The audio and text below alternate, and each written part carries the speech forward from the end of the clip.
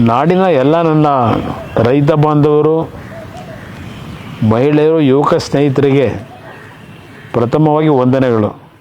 ಕಳೆದ 500 ದಿನಗಳಿಂದ ಬೆಂಗಳೂರು ಸಮೀಪದ ಬಿಡದಿ ಭಾಗದಲ್ಲಿ ರೈತ ಸಂಘಟನೆಗಳು, ರೈತ ಮಹಿಳೆಯರ ಸುದೀರ್ಘವಾದಂಥ ಭೂಮಿಯನ್ನು ರಾಜ್ಯ ಸರ್ಕಾರ ಭೂಸ್ವಾಧೀನ ಮಾಡಲಿಕ್ಕೆ ಹೊರಟಿದ್ದಾರೆ. ಆ ಒಂದು ಪ್ರಕ್ರಿಯೆಯ ವಿರೋಧವನ್ನು ವ್ಯಕ್ತಪಡಿಸಿ ರೈತ ಸಂಘಟನೆಗಳು, ಆ ಭಾಗದ ಕೃಷಿಕ ವರ್ಗ ಪ್ರತಿಭಟನೆಯನ್ನೇ ನಡೆಸ್ತಾ ಇದ್ದಾರೆ.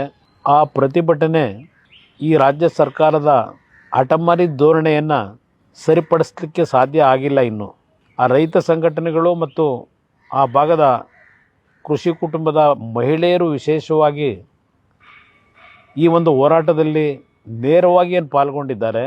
ರೈತರ ಪರವಾಗಿ ಈಗಾಗಲೇ ನಮ್ಮ ಪಕ್ಷದ ಯುವ ಘಟಕದ ಅಧ್ಯಕ್ಷರು ನಿಖಿಲ್ ಕುಮಾರಸ್ವಾಮಿಯವರು ಮತ್ತು ನಮ್ಮ ಪಕ್ಷದ ವತಿಯಿಂದ ಆ ಒಂದು ಹೋರಾಟದಲ್ಲಿ ಆತ್ಮಸ್ಥೈರ್ಯವನ್ನು ತುಂಬತಕ್ಕಂಥ ಕೆಲಸವನ್ನೇನು ಮಾಡಿದ್ದೇವೆ. ನಾವು ಹಲವಾರು ಬಾರಿ ಆ ಪ್ರತಿಭಟನೆಯಲ್ಲಿ ಭಾಗವಹಿಸಿ, ನಾನು ಸಹ ಹಲವಾರು ಬಾರಿ ಬೈರಮಂಗಲದ ಪ್ರತಿಭಟನೆಯಲ್ಲಿ ಭಾಗವಹಿಸಿದ್ದೇನೆ.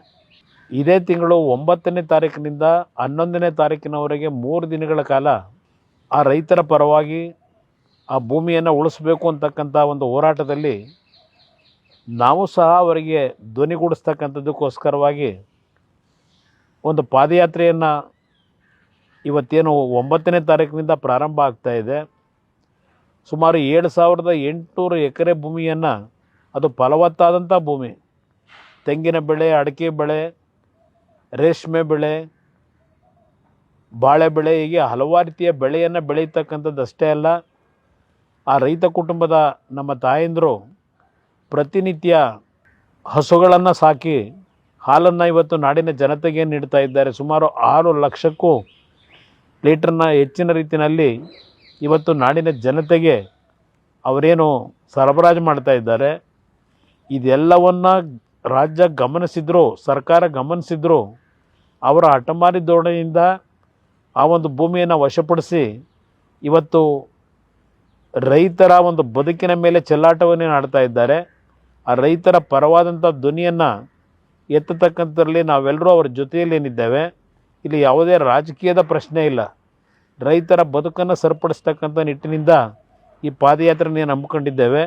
ಈ ಪಾದಯಾತ್ರೆಯಲ್ಲಿ ಎಲ್ಲರೂ ಭಾಗವಹಿಸಬೇಕು ಅಂತಕ್ಕಂಥದ್ದಕ್ಕೆ ಇವತ್ತು ತಮ್ಮಲ್ಲಿ ಮನವಿಯನ್ನು ಮಾಡ್ತಾ ಇದ್ದೇನೆ.